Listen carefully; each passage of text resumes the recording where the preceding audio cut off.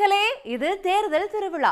நல்ல நேரம் வரட்டும், அது வரைக்கும் நாம பேசிக்கிட்டு இருப்போம் அப்படின்னு தலைவர் ஒருத்தர் வேட்பாளர் அறிவிப்பையே அரை மணி நேரம் தள்ளி வைக்க, ஆட்சிக்கு வந்த உடனே கஞ்சாவுக்கு அனுமதி கொடுப்பேன் அப்படின்னு பேசி தேர்தல் களத்துல அனல கூட்டி இருக்கிறாரு இன்னொரு தலைவர்.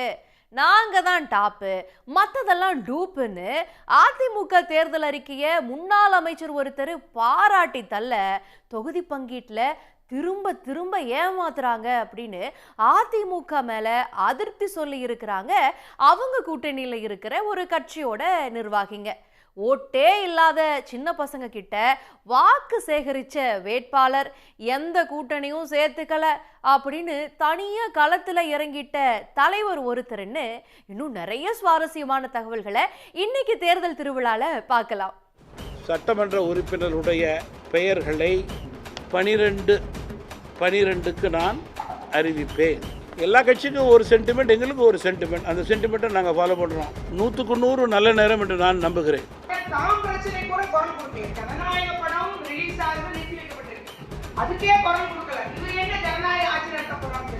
வேற கட்சிகள் கூட்டணிக்கு வர்றதுக்கு வாய்ப்பு இருக்கான்னு கேட்குறேன். வாய்ப்பு இருக்கு, எல்லாமே போகும். கலப்படம் என்ன ஆட்சியில் நடக்க வாய்ப்பு இல்லை. ஏன்னா ஐ ஆம் த பிக் பாஸ். 2 கண்ணால எல்லாத்தையும் வாட்ச் பண்ணிருப்பேன்.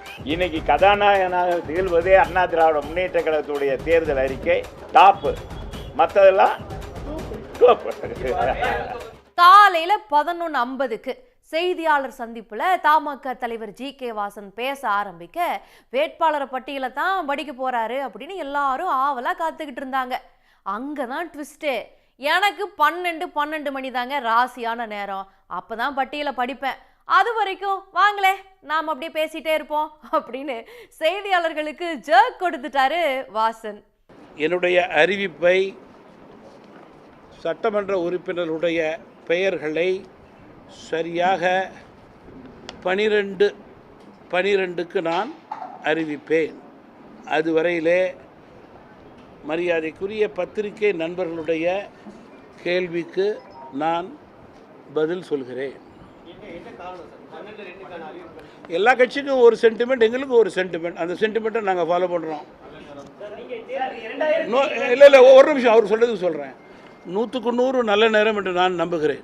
ஒரு வழியா கடிகாரத்துல நேரம் 12 காட்ட ஒரு செகண்ட் கூட தாமதிக்காம ஜி.கே. வாசன் தேர்தல் அறிக்கையும் வேட்பாளர் பட்டியலையும் வெளியிட்டாரு. தாமரை சின்னத்துல நிக்கிற தமாகவை மூப்பனார் ஆன்மா மன்னிக்காது அப்படின்னு காங்கிரஸ் நிர்வாகிகள் விமர்சிச்சது தொடர்பா செய்தியாளர்கள் அவர்கிட்ட கேட்க, இனிமே காமராஜர் ஆன்மா காங்கிரஸை மன்னிக்காது அப்படின்னு அவரும் திருப்பி விமர்சிச்சுட்டாரு. 4-5 தேர்தலை சந்தித்து விட்டேன். முதல் தேர்தலில் தோப்பு சின்னம், 2வது தேர்தலில் ஆட்டோ சின்னம், 3வது தேர்தலில் இரட்டை இலை சின்னம், 4வது தேர்தலில் நாங்கள் விரும்பும் சைக்கிள் சின்னம். இவ்வளோ சின்னம் நான் மாறியிருக்கேன். அதனால் சின்னம் என்பதை விட எங்களுடைய பணியும் முக்கியம், களப்பணியும் முக்கியம். தாமரை சின்னத்தில் போட்டிங்கிறத காங்கிரஸ் கட்சி கடுமையாக விமர்சனம் பண்ணுது. திரு மூப்பனாரோட ஆன்மா மன்னிக்காதுன்னு சொல்லி ஒரு விமர்சனத்தில் முன்வைக்கிறாங்க.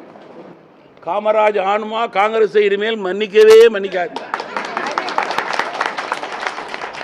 காமராஜ் எமர்ஜென்சியில் அவ்வளோ கஷ்டப்பட்டார்.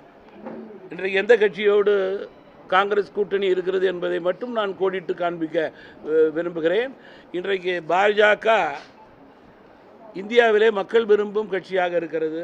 முதல் தடவைனா பரவாயில்ல, மீண்டும் மீண்டுமா அப்படின்னு கேட்குற மாதிரி ஒவ்வொரு தேர்தலையும் ஜி.கே. வாசன் தப்பு பண்றதா குற்றம் சாட்டி இருக்கிறாரு. தமிழ் மாநில காங்கிரஸ் கட்சியில இருந்து ராஜினாமா செஞ்ச நிர்வாகியான புருஷோத்தமன் ஜி.கே. வாசனோட தவறான முடிவுக்கு நாங்கெல்லாம் பலிகடாக விரும்பல அப்படின்னு அவர் சொல்லி இருக்கிறாரு. 2014 எங்களுக்கு சொன்னது என்னன்னா, அம்மையார் ஜெயலலிதா அம்மையார் 10-11 சீட்டு கொடுக்குறேன்னாங்க, ரெட்டலையில் நிற்க சொன்னாங்க. அதனால தான் நான் நிற்க விருப்பம் இல்லைன்னு சொல்லிட்டு மக்கள் நல கூட்டணியோடு சேர்ந்து 29 சீட்டில் நின்றார். அந்த தேர்தலிலையும் நான் ராயபுரம் தொகுதியினுடைய சட்டமன்ற உறுப்பினர் வேட்பாளராக நான் நின்றேன். அவர் என்ன எந்த தொகையில் நிற்க சொன்னாரோ அதுக்காக நின்றோம். அன்னைக்கு எல்லாருமே டெபாசிட் எழுந்தோம். அன்னைக்கு ஒரு மிகப்பெரிய அடி. அன்னையிலேருந்து இன்னைக்கு வரைக்கும் நீங்கள் பார்த்தீங்கன்னா ஒவ்வொரு தேர்தலிலும் அவர் எடுக்கிற முடிவு வந்து தவறான முடிவுகளாக தான் இருக்குது. ஆனால் அவர் கூட தான் நாங்கள் பயணிச்சுட்டு இருக்கோம்.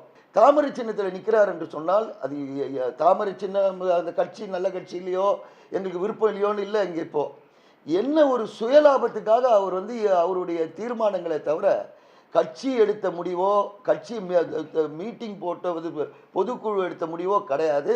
கட்சி தொடங்கி ஒரே வருஷத்துல நான் முதலமைச்சர் அப்படின்னு சில பேர் வர்றாங்க.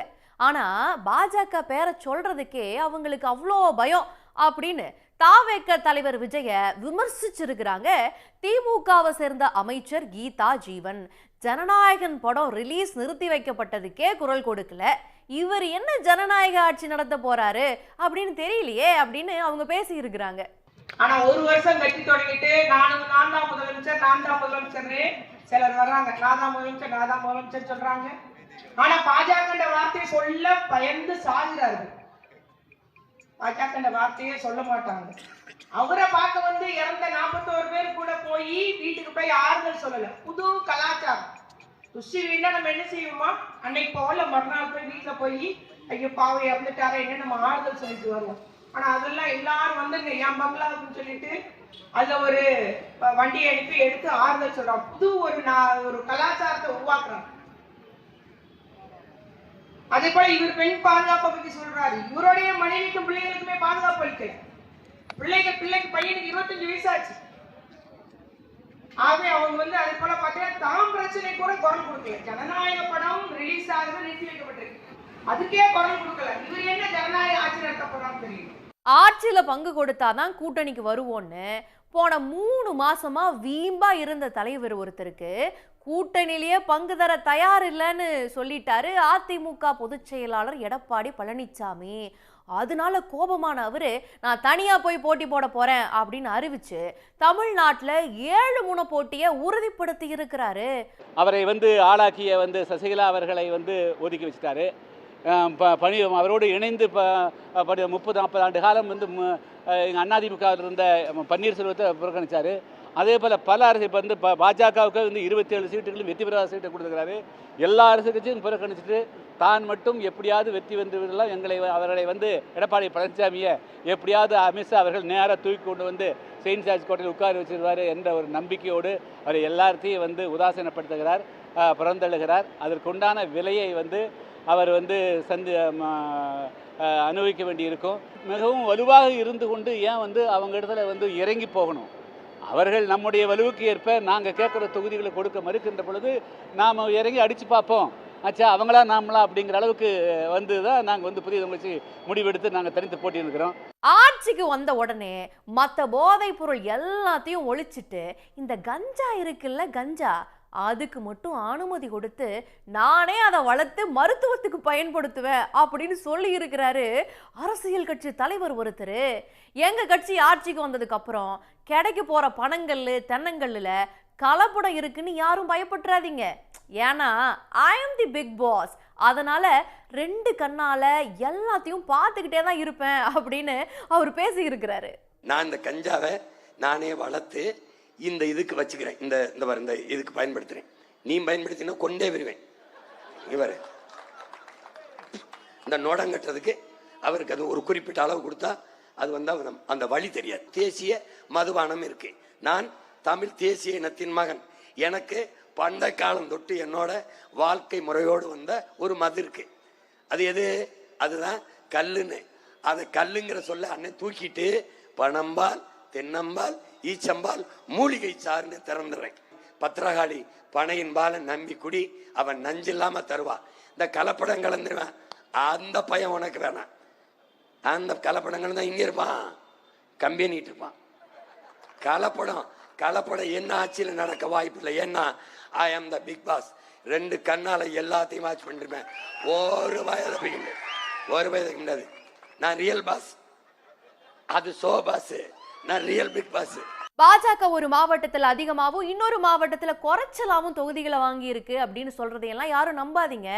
இங்க எல்லாமே தேசிய ஜனநாயக கூட்டணி தானே அப்படின்னு கட்சி தொண்டர்களை சமாதானப்படுத்துற மாதிரி பேசி இருக்கிறாரு பாஜகவோட மாநில தலைவரான நயினார் நாகேந்திரன்.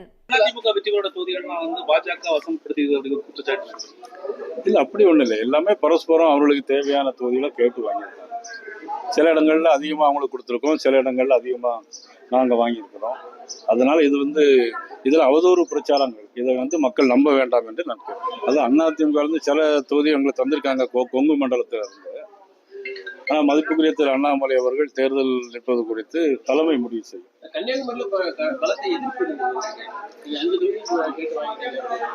இல்ல இதுல இல்ல எல்லாமே தேசிய ஜனநாயக கூட்டணி தானே. யார் ஜெயிச்சாலும் முதலமைச்சர் வந்து எடப்பாடி பழனிசாமி அவர்கள். கூட்டணிக்கு வேற கட்சிகள்லாம் வருமா அப்படின்னு செய்தியாளர்கள் கேட்க, அதுக்கு வாய்ப்பு இருக்கு அப்படின்னு சொல்லி நிர்வாகிகளை உற்சாகப்படுத்தின பாமக நிறுவனர் ராமதாஸ் அடுத்த வினாடியே வாய்ப்பு இல்லாமலும் போகலாம் அப்படின்னு சொல்லி ஒரு ஷாக்கை கொடுத்துட்டாரு. வேற கட்சிகள் கூட்டணிக்கு வர்றதுக்கு வாய்ப்பு இருக்கான்னு கேட்குறேன்.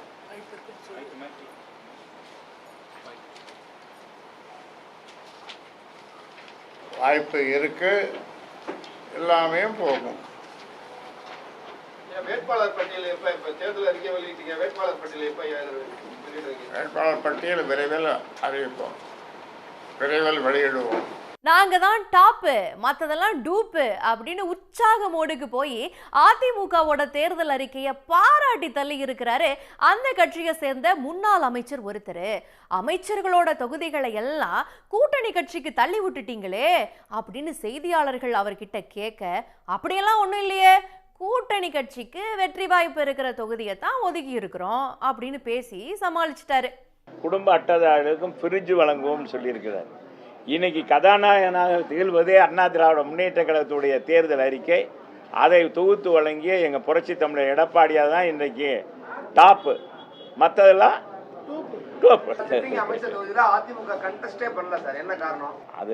அதெல்லாம் எங்கள் பொதுச் செயலாளர் பார்த்து அது தோழமை கட்சிகளுக்கு பகிர்ந்து அவங்க தோழமை கட்சியிலும் அதை விரும்பியிருப்பார்கள். அந்த கட்சிக்கான வாய்ப்பு, வெற்றி வாய்ப்பு அதிகமாக இருக்கும். அமைச்சர்கள் இன்னாருன்றதான் கிடையாது. தேர்தலில் மக்கள் தான் எஜமானர்கள்.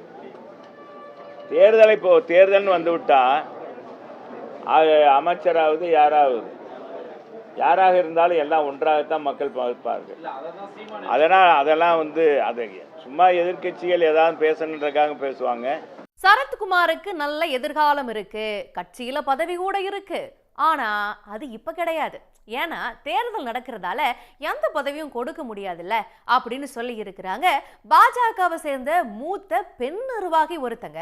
தேசிய பொறுப்புகள் அப்படிங்கிறது தேசிய தலைவர் அறிவிச்சதுக்கு அப்புறம் தான் பண்ண முடியும். ஒரு தலைவர் இல்லாம தேசிய பொறுப்புகள் பண்ண முடியாது. எங்களோட கட்சியில் இப்பதான் தேசிய தலைவர் அறிவிச்சிருக்காங்க. இப்போ 5 மாநில தேர்தல் முடிஞ்சதுக்கு அப்புறம் தான் தேசிய பொறுப்புகள். இதெல்லாம் எக்ஸ்பிளைன் பண்ணோன்னா அவர் இந்த மாதிரி கொஞ்சம் யாராவது கொஞ்சம் எடுத்து சொல்லியிருந்தா நானும் புரிஞ்சிருப்பேன் அப்படின்னு தான் சொன்னார். ரொம்ப மரியாதைக்குரிய ஒரு தலைவர் அவர். தன்னுடைய கட்சியவே வந்து ஒட்டுமொத்தமாக பாஜகவை நினைத்துக் கொண்டு எங்களுடன் மிக சிறப்பாக பயணம் செய்து கொண்டிருக்கிறவர். எந்த ஒரு பணிகள் கொடுத்தாலும் கூட உடனடியாக செய்து முடிப்பவர். அவருக்குன்னு சில ஆதங்கத்தை வந்து தலைவர்கள் கிட்ட பேசியிருக்காரு. தலைவர்கள் நிச்சயமா அதை கவனிப்பாங்க. இது மாதிரி இன்னும் நிறைய சுவாரஸ்யமான அரசியல் கண்டென்ட்களோட உங்களை தினமும் வந்து தேர்தல் திருவிழால சந்திக்கிறோம். நன்றி, வணக்கம். உடனுக்குடன் செய்திகளை தெரிந்து கொள்ள சன் நியூஸ் பெல் ஐகானை கிளிக் பண்ணுங்க.